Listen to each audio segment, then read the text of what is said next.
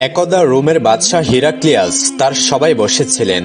হঠাৎ তার মনে একটি প্রশ্ন জাগলো। তিনি সভাসদদের জিজ্ঞাসা করলেন, হে আমার প্রজাগণ, তোমরা কি আমাকে একটি সংবাদ দিতে পারবে? প্রজারা বলল, জি মহারাজ, আপনি বলুন। বাদশাহ বললেন, মুসলমানদের সাম্রাজ্য এত দ্রুত বিস্তৃত হচ্ছে, তাদের নেতা নিশ্চয়ই কোনো সাধারণ ব্যক্তি নন।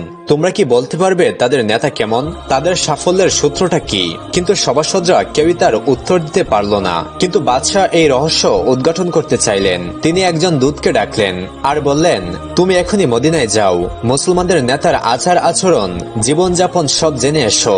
সে কিভাবে রাজ্য পরিচালনা করে সেটাও জানবে। বাদশার আদেশ পেয়ে দূত মদিনার দিকে রওনা হলো। তার সাথে ছিল একটি দ্রুত, কম সময়ে সে মদিনায় পৌঁছে গেল। মদিনায় পৌঁছে দূত যা দেখলো তার জন্য সে মোটেও প্রস্তুত ছিল না। সে ভেবেছিল বিশাল রাজপ্রাসাদ দেখবে, হাজার হাজার প্রহরী দেখবে, কিন্তু সে দেখলো মুসলিম সাম্রাজ্যের খলিফা হযরত ওমর রাদিয়াল্লাহু তাআলা আনহু সাধারণ পোশাকে একটি গাছের নিচে মাটিতে শুয়ে বিশ্রাম নিচ্ছেন। দূতের নিজের চোখকে বিশ্বাস হচ্ছিল না। সে আশেপাশের লোকেদেরকে জিজ্ঞাসা করলো, ইনি কি আপনাদের খলিফা? লোকেরা বলল, জি, ইনি অর্ধ জাহানের খলিফা হযরত ওমর রাদিয়াল্লাহু তাআলা আনহু। দূত হতভম্ব হয়ে গেল। সে খলিফার সামনে গিয়ে বলল, হে খলিফা, আপনি ভয় পান না? আপনার আশেপাশে কোনো প্রহরী নেই, এভাবে গাছের নিচে শুয়ে আছেন।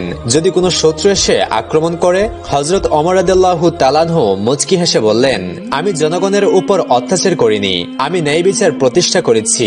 যারা ন্যায়ের পথে চলে তাদের প্রহরীর দরকার হয় না। এই কথা শুনে দূত আর কিছু না বলে নিজের রাজ্যে ফিরে গেল।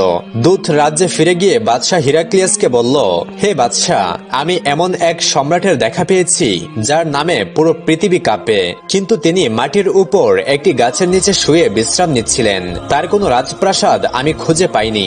বাদশাহ অবাক হয়ে জিজ্ঞাসা করলেন, তুমি কি তার সাথে কথা বলেছিলে?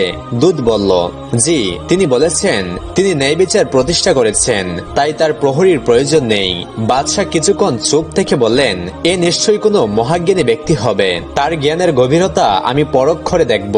অতঃপর বাদশাহ পুনরায় দূতকে ডাকলেন। তার হাতে একটি চিঠি দিয়ে বললেন, এই চিঠিটি অমরের হাতে দেবে আর তাকে মুখে একটি প্রশ্ন করবে, আল্লাহ কোন জিনিস দেখেন না?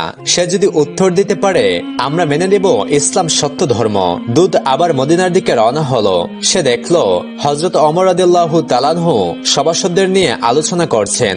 হযরত ওমর রাদিয়াল্লাহু তাআলা আনহু দূতকে ডেকে বললেন, হে দূত, এবার কেন এসেছো? দূত সালাম জানিয়ে বলল, হে অর্ধ জাহানের বাদশাহ, রোমের বাদশাহ হিরাক্লিয়াস কয়েকটি প্রশ্ন পাঠিয়েছেন আর একটি প্রশ্ন মুখে বলতে বলেছেন। আপনি উত্তর দিতে পারলে তিনি ইসলাম গ্রহণ করবেন। হযরত ওমর রাদিয়াল্লাহু তাআলা